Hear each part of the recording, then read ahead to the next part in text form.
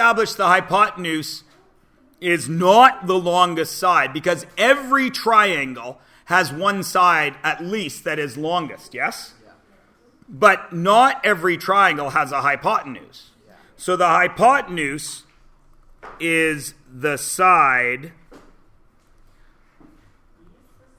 across from the right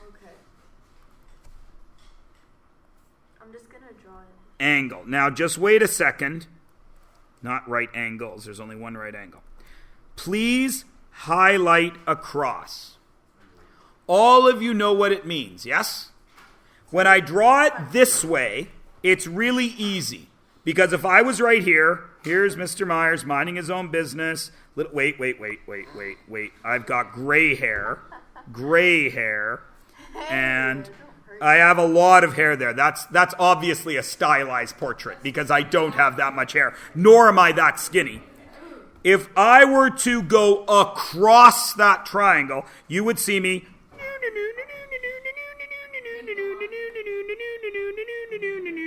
And I've gone across the triangle, yes? Yeah. Super easy, right? Yeah. Okay. So it's easy to see what across means. But can this triangle turn? Could I draw this triangle just as effectively if I drew it this way? Right? So now across is up and down, yeah? I'm falling through the triangle, agreed? So we don't like to use the word across. The real math word we use is opposite. And opposite in math means you are going directly across the shape. Everybody cool with that? You need to be cool with that. You cannot understand trig if you do not understand that the word opposite means you are going across the shape. Everybody good?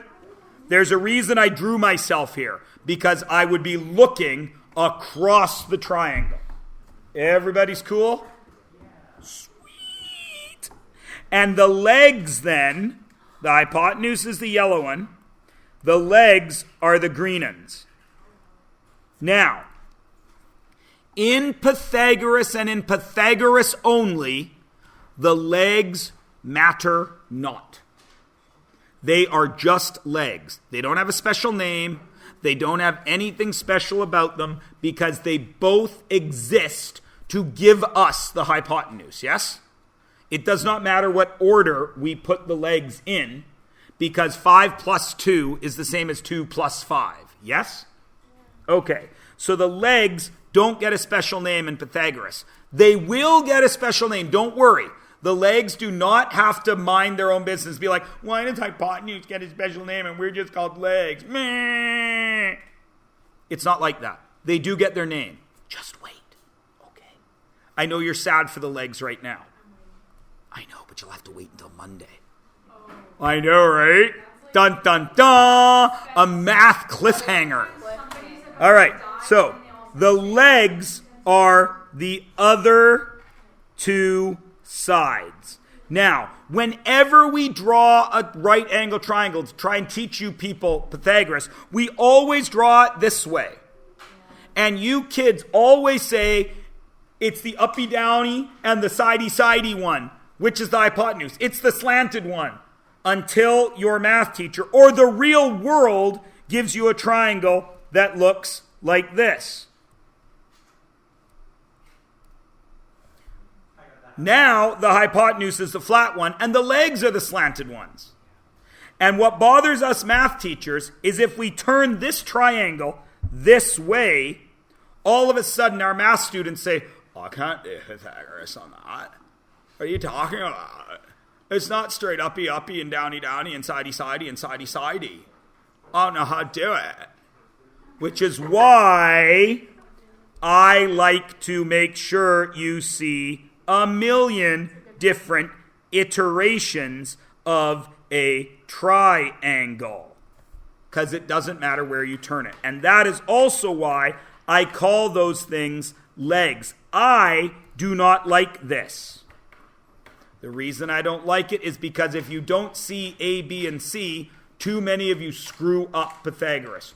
Or worse, if I do this, and I say this is 3, and I say this is 4, and I say this is b, you all will do Pythagoras here, and you will tell me that number is shorter than 4. Is that possible? No, because I changed the C to a different letter.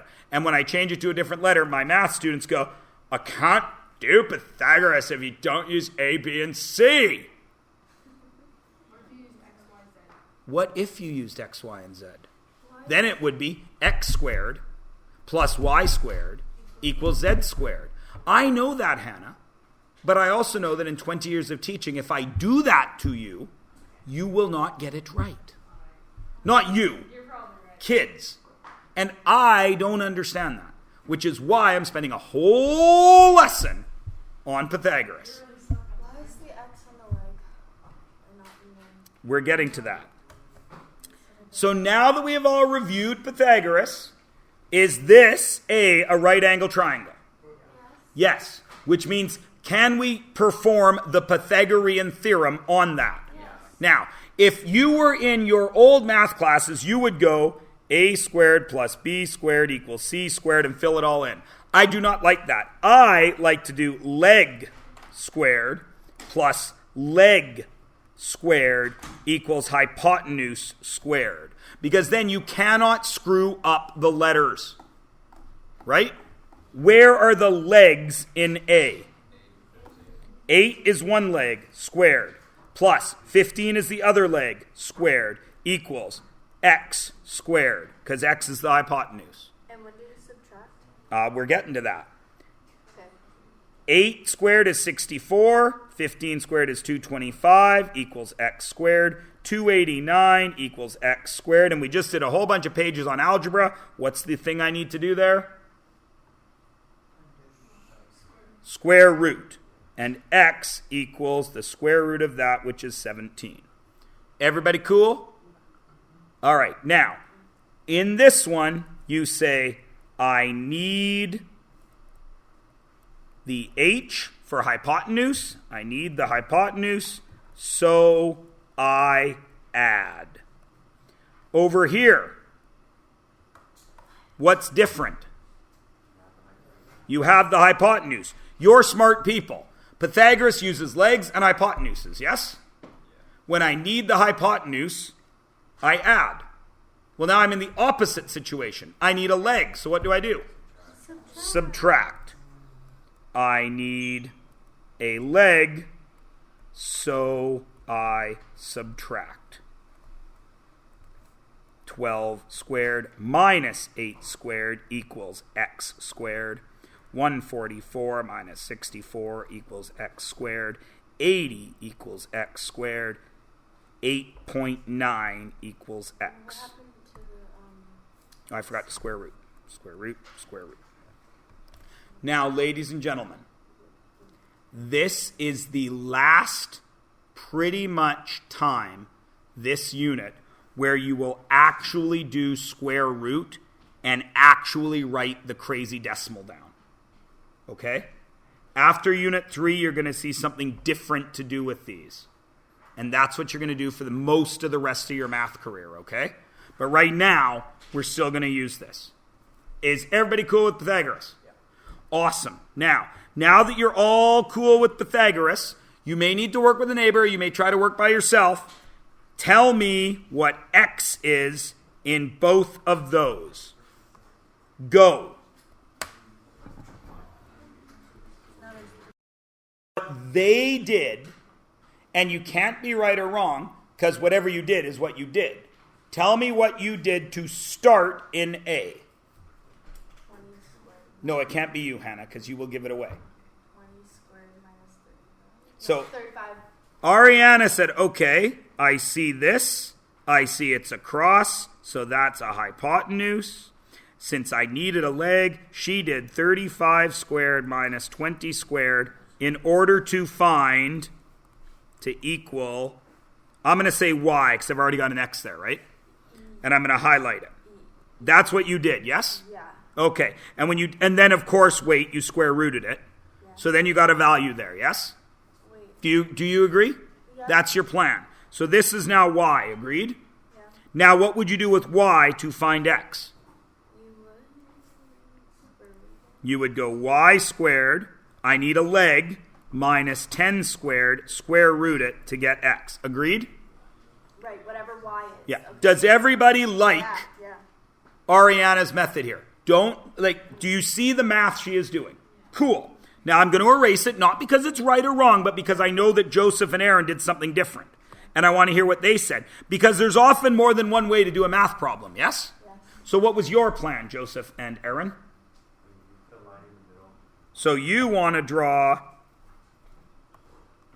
this. Okay, and then what? Okay, so that's 17.5. Okay. So then you did 20 squared minus 17.5 squared, square root that to get what number? No, don't tell me the number. Just what are you trying to find? You're trying to find this, yes? Yes. So this is where your y would be. Okay, how does that help me find x?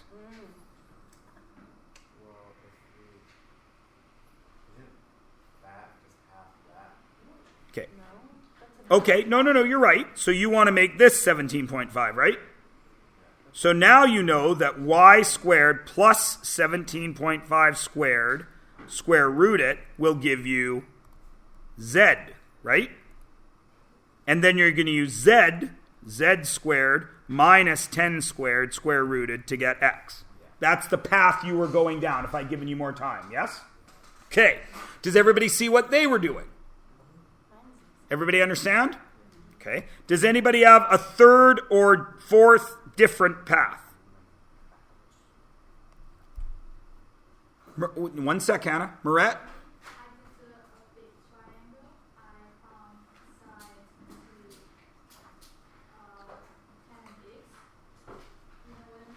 A big triangle. You did this? No? Okay. Close to the kite.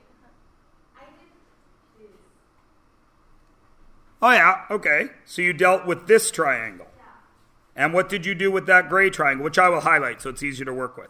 What did you do with that green triangle? You found this side, so I'm going to call it y. How did you find it?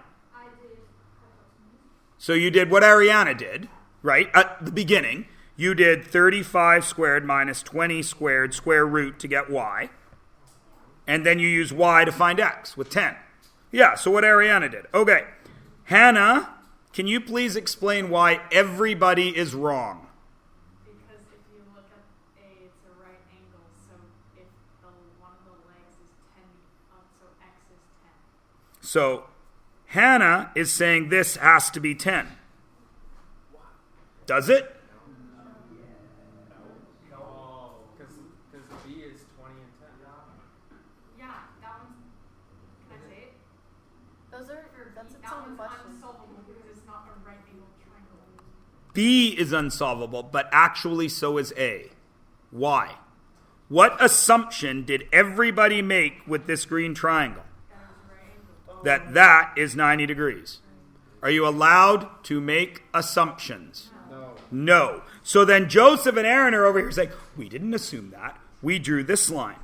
But you made an assumption. What was your assumption? That line is cutting this directly in half, yes? If this side is 19, is that cut directly in half? No. So you cannot do it. Does everybody understand? Why did I do this to you then? Then we would have gotten it wrong. We don't understand Pythagoras. I know that you don't actually understand Pythagoras. Now, if I did this, does Ariana's method work? And Moret's? Excellent. What if I did this? And that? Will Joseph's method work? Yeah, because he could cut it in half, or he doesn't even need to cut it in half. He knows that's 20. Right? What if I told you this angle and this angle were the same? Does that help you? Yeah, because if those two angles are the same, then those two sides are the same, and that's 20. But you couldn't solve this because you didn't have enough information. You made assumptions. You don't get to do that in math class. So you can't solve them at all? No, not yet. If after the trig unit, you would be able to solve these. And guess what we're going to do? I'm going to come back to this after the trig unit, and I'm going to say fix them. I know. I can't wait. It's going to be like Christmas morning. Because trig is my favorite math, and you guys are all going to come back to this. You're going to be like, it's so easy. I'm going to be like, damn right it's going to be prom, but it's not going to be prom and no limo. I rented a Winnebago. I have no idea what that is. RV. I don't know why anybody goes to prom in a limo. You can only fit a few people in and everyone has to sit down. You rent an RV where everybody can walk around and party. An RV limo? No, an RV, an actual RV with TV and a bathroom and a shower and everything. That's what you take to prom. Yeah, the limo looks Okay, now, what's wrong with B? Can you do it? No, same thing, no right angle. Some people will say, oh yeah, we can. Sure we can, because I've got two legs here, so I know the hypotenuse. Then I'm just going to do Pythagoras with that blue one and that one. but there's no right But you angle. can't. What if Trigonometry is going to give us the right angle. What if you did this Pythagoras and this happened to be 25? Now could you do it? No, there's still no right angle. Still no right angle. But could you do this move? But there's still no right angle. Still no right angle. Could you assume that this is 20? Yeah. Would that be allowed? What if I gave you this?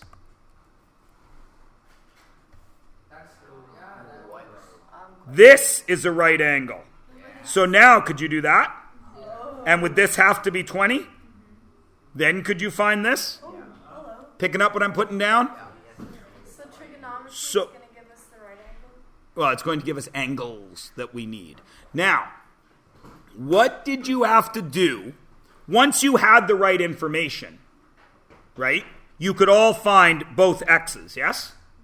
But were you ever able to find either x directly? No, what did you have to do? What did you have to do to find this x? You needed to do stuff over here, didn't you? And to find this x, you needed to do stuff over here, didn't you? That is because trigonometry is used to measure things indirectly. You use trig to find distances that you can't actually measure, using measurements that you can actually measure. Does everybody understand? Cool. And we're not going to start trig until Monday. Turn the page. Do not do anything with 49 and 50. We're going to do them on Monday. I need you to go straight to 51, and your job for the rest of the period is 51 and 52. And that's it. I'm giving you 40... Oh, we just lost a minute. 13 and 24. 37 minutes to answer 16 and 6. 22 questions that require how many calculations? One. How many calculations do Pythagoras? One. 22 calculations in 27 minutes. I got this. Go. And I'm letting you use your calculator. Oh, it's like I'm the nicest math teacher in the world. Stop it, Miss Paul.